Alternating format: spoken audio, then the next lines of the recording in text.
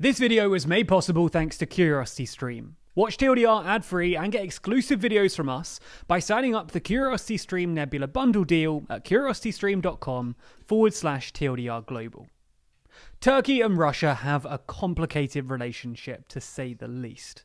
For the last few years, President Erdogan has tried to balance being a NATO member against his relatively friendly relationship with Putin. And, unsurprisingly, this has become particularly difficult in the last few days. So in today's video, we're going to take a look at what their current relationship is like, and how the recent events in Ukraine might change this in the future. But first, let's dive into a bit of history. From the 16th century until the early 20th centuries, relations between the Ottoman and Russian empires were antagonistic and hostile.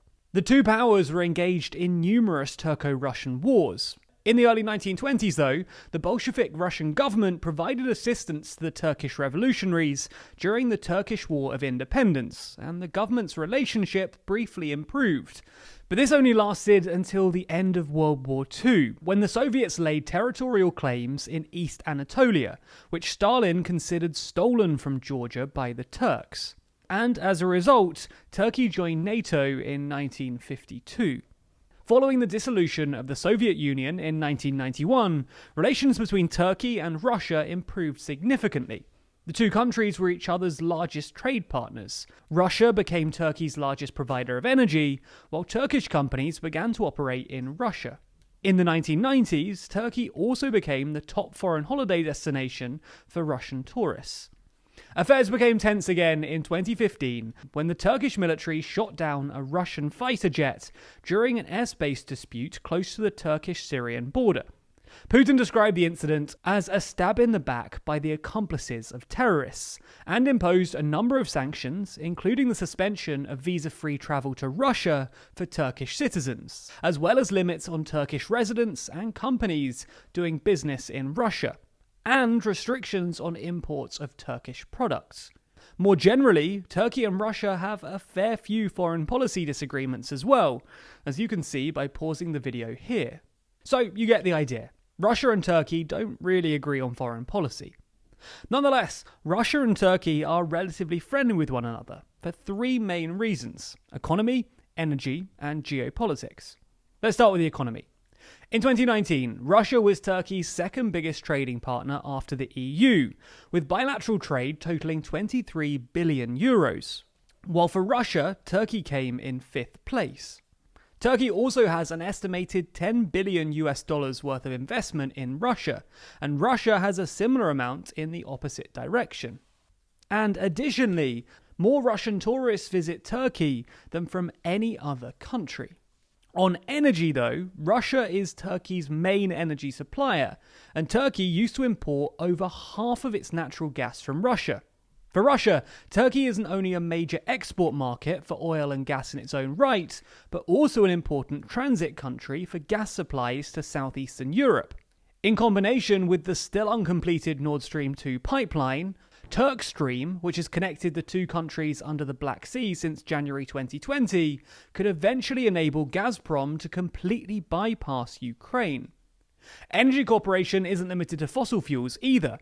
Russia's state nuclear company is currently building Turkey's first ever nuclear plant at an estimated cost of $20 billion.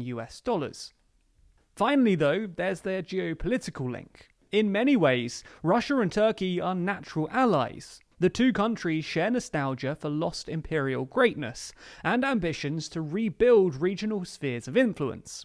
In both cases, authoritarian and expansionist tendencies have increasingly strained their relations with the West. Both are ruled by strongmen leaders who have held on to power for most of the past 2 decades. Putin and Erdogan even meet frequently and have reportedly formed a close personal rapport. In December 2020, Putin even praised Erdogan for his predictability and as a leader who keeps their word like a real man. All in all, Turkey and Russia have a sort of on-off transactional relationship. Both need each other and both seek greater de-Westernization of the international system. For Turkey, it needs Russia to break out of its diplomatic isolation. And for Russia, it needs Turkey to protect its influence beyond the post-Soviet space. Its Turkish relationship helps it drive a wedge within the NATO alliance, and in Putin's eyes, any alliance where the West has a lesser role in the international system is a good thing. But what about the more recent events in Ukraine? Will this transactional relationship last much longer?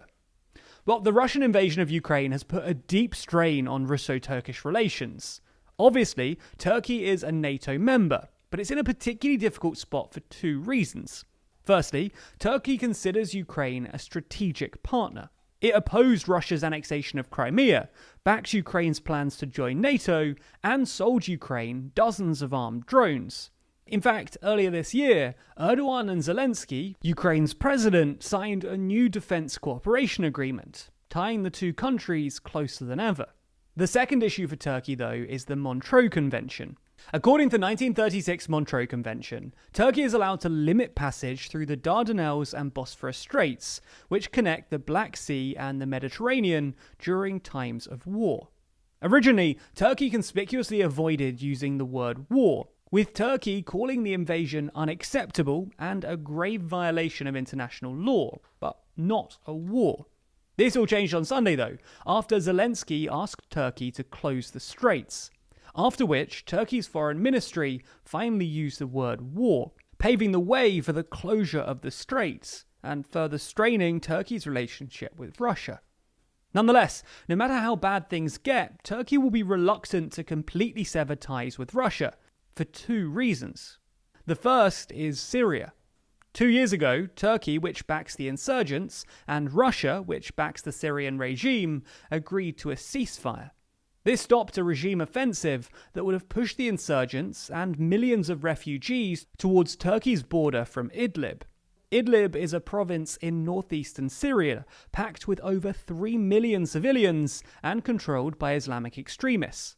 However, since the start of the crisis in Ukraine, ceasefire violations have picked up in Idlib, and officials say that Turkey doesn't think this is a coincidence. Turkish officials believe that Russia is weaponizing the refugees against Turkey, something they clearly want to prevent.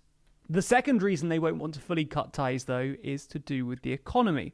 As we've mentioned in previous videos, Turkey's economy is currently struggling, and Erdogan really needs foreign cash from a busy tourism season, lower energy prices, and some measure of regional stability.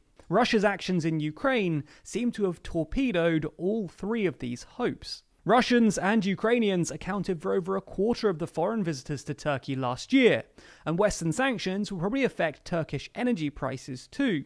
The war has already sent shudders through the Turkish markets, and on February 27th, the lira saw its worst day this year, and that really is saying something. So, Turkey pulling away from Russia would be uncomfortable to say the least. They could push toward Europe, but they're not all that popular with the EU at the moment. And as we discussed in our recent video, Europe is in a state of flux at the moment, without any real clear leadership. So this is an interesting time for the country to try and shift further west. In fact, that video I mentioned is our latest exclusive video to Nebula, the streaming platform my creator friends and I have teamed up to build, where we don't need to worry about demonetization or the algorithm. Over there you can find all our latest videos ad-free, and we're going to start posting exclusive Nebula Plus videos over there too. It's not just us either, all of our favourite educational creators are already there, like Wendover Productions, Real Life Law, Polymatter, Legal, Half as Interesting, and many more. But wait, we said this video was brought to you by CuriosityStream, right? Well, as a platform full of the best documentaries online, they naturally love educational creators like us. As such, we've worked out a deal whereby if you sign up for CuriosityStream using the link in the description, you'll also get free access to Nebula. That's not just a trial either, you'll get access for as long as you're a member. To make things even better, for a limited time, they're offering a deal where you can get 26% off their already low price, making an entire year of both services less than $15. Less than $15 a year for all your favourite educational creators, as well as superb documentaries on CuriosityStream. Signing up at curiositystream.com/TLDR Global or clicking the link below not only gets you the deal, but also directly supports TLDR and educational content on the platform more generally, as well as getting you original content and an ad-free experience.